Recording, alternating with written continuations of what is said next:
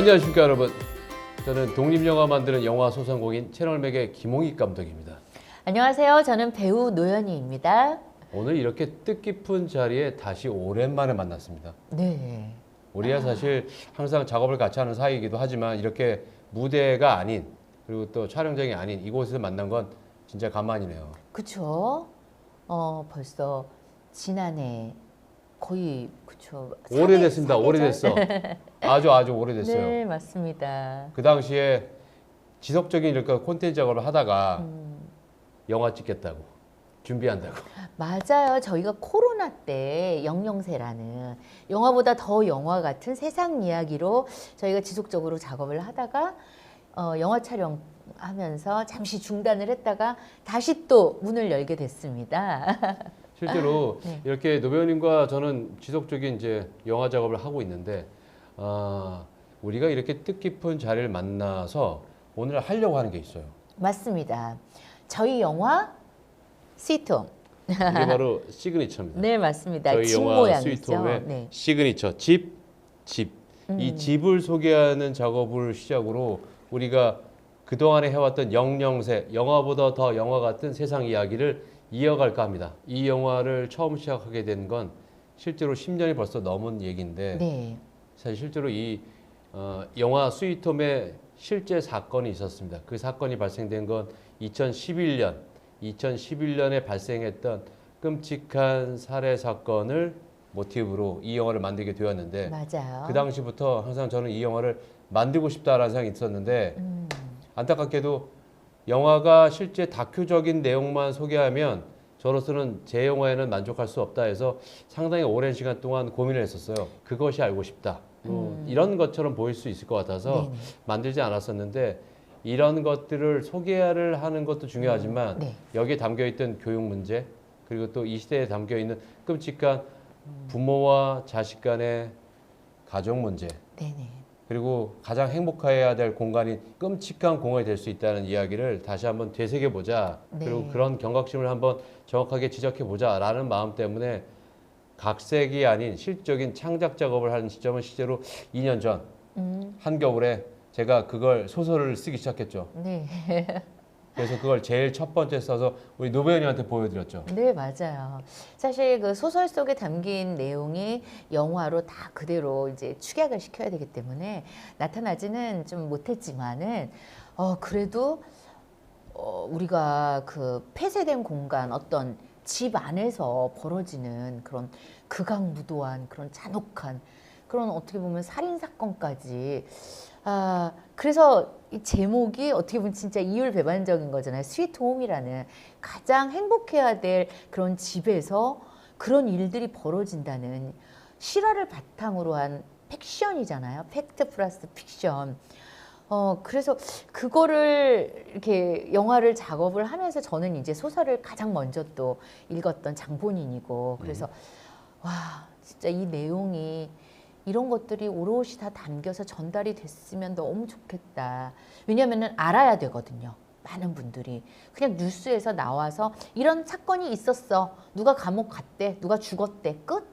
이러면은 그런 것들이 계속 또 모방 범죄가 생기고 그렇기 때문에 진짜 그 경각심을 더 주기 위해서라도 영화로 우리가 사명감을 갖고 알리자라는 그런 또 생각이 있었잖아요. 실제로 그런 마음을 갖고 제가 소설을 쓰고 네. 그 소설을 쓴 걸 제일 먼저 보여드린 게 바로 이제 우리 노배우님이신데 네. 그러면서 본격적인 캐스팅 작업을 한 거죠.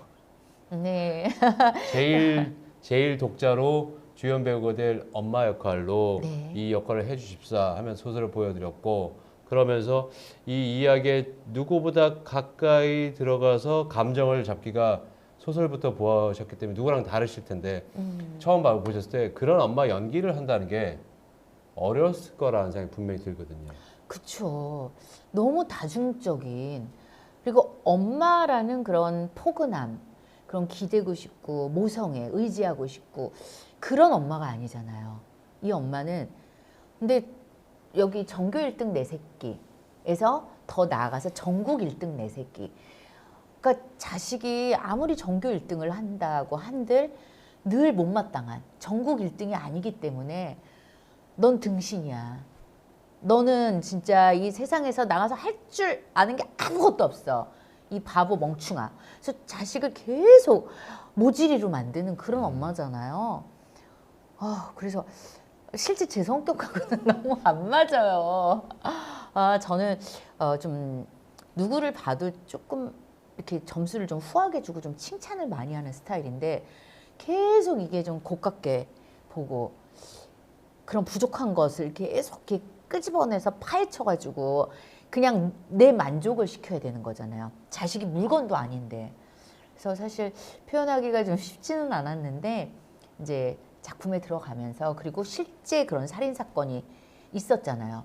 자, 일단은 방금 말씀하신 그 사건, 네. 그 사건에 대한 그 당시 만들어졌을 때 뉴스나 이런 자료를 잠깐 한번 편집해서 네. 일단 한번 우리 시청자께 보여드리고 지금 이들이 말하려고 하는 이야기가 어떤 사건인지 먼저 한번 살펴보겠습니다. 자, 여러분 보시죠. 고3 수험생이 어머니를 살해했습니다. 뿐만 아니라 8개월이나 방치했습니다. 반에서 1, 2등을 다투던 우등생. 하지만 어머니는 전교 1등도 아닌 전국 1등, 또 서울대 법대만을 강요했습니다.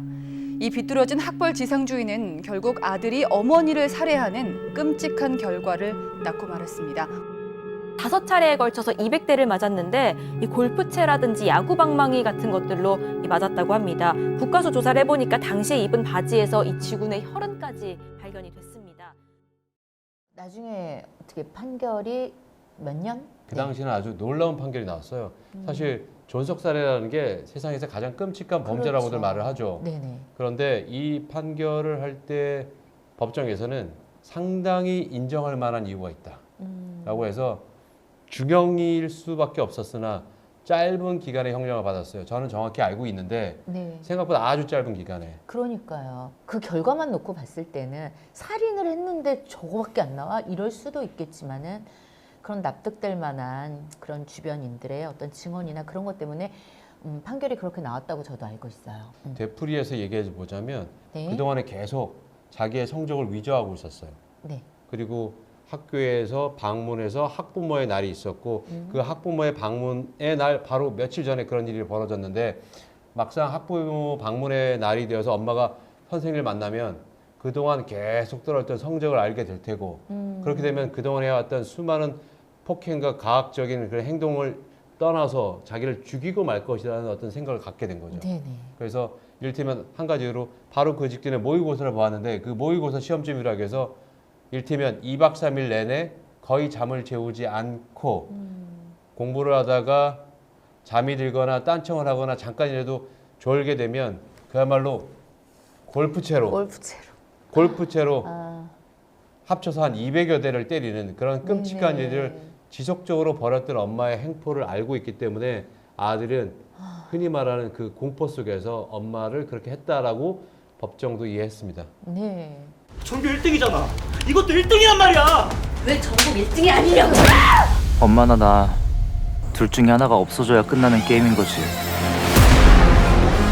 이제 끝장! 우린 이미 끝장이었어. 몰랐어? 너 학교 왜 안 나와? 등교 거부는 왜 하는 건데? 너만큼은 다 제발 버리지 말아줘. 살려줘.